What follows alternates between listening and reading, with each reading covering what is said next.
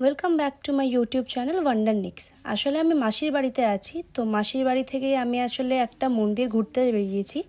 তো মন্দিরটার নাম হচ্ছে সিদ্ধিকালী। বাড়ি থেকে খুব একটা দূর না, কিছুক্ষণ সময় লাগে। তো দেখতেই পাচ্ছ আমি সিদ্ধিকালী মন্দিরের কাছাকাছি চলে এসেছি। এই দেখো সামনে দেখা যাচ্ছে মন্দিরটা, জঙ্গলের ভিতরের দিকেই মন্দিরটা আসলে স্পেশালি যখন পুজো হয়, তো আমার যতদূর জানা সম্ভব হয়েছে ঠাকুরকে নাকি মাছ দেওয়া হয় প্রসাদ হিসেবে। তো মেন মন্দির থেকে যদি একটু তোমরা ভিতরের দিকে এগিয়ে যাও তাহলে দেখতে পারবে যে অনেকটা জঙ্গল পুরোটাই ঘেরা আছে, এবং এই জঙ্গলের মধ্যে দিয়ে দেখতে পাচ্ছ সামনে আমার ভাইও যাচ্ছে। এবং এই যে মন্দিরটা আছে জঙ্গলের মধ্যে, সেটা নাকি অনেক পুরনো একটা মন্দির, এবং মন্দিরটা এইভাবে জঙ্গলের মধ্যেই আছে। তোমাদেরকে ঠাকুরটা আমি কাছ থেকে দেখাই, দাঁড়াও।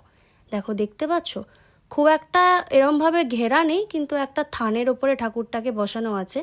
তো সেটা থেকে যদি বেরিয়ে আসো তাহলে মেন যেটা মন্দির সিদ্ধিপুরের, সেটা দেখতে পাবে তোমরা। কাছেই নিয়ে যাচ্ছি ঠাকুরের কাছে, দেখো ঠাকুরটা কতটা সুন্দর দেখতে লাগছে।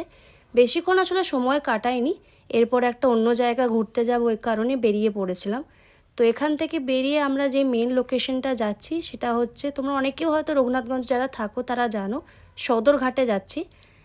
মানে কোনো প্ল্যানিং ছিল না যে স্নান করতে যাব বা ঘুরতে যাব এরকম করে। তো সদরঘাটটা পুরোটা একদম সাডেন একটা প্ল্যান যে চলো ঘুরতে যাই এরকম একটা। তো এখানে এসে স্নানও করে নিয়েছি, মনে হলো যখন গঙ্গাতে এসেছি তখন স্নানটাও করে নেওয়া উচিত। তো নর্মালি স্নান করে নিয়ে এখানে একটা শিব মন্দিরও আছে, সেটাও তোমাদেরকে দেখাবো।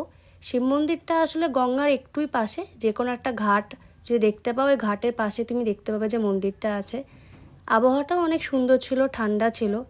এরপরে স্নান করে বেরিয়ে পড়েছি, ভিজা কাপড়ে বেরিয়ে গেছি, কারণ আগেই বললাম তোমাদেরকে যে স্নান করব সেরকম কিছু প্ল্যানিং ছিল না সেই জন্য।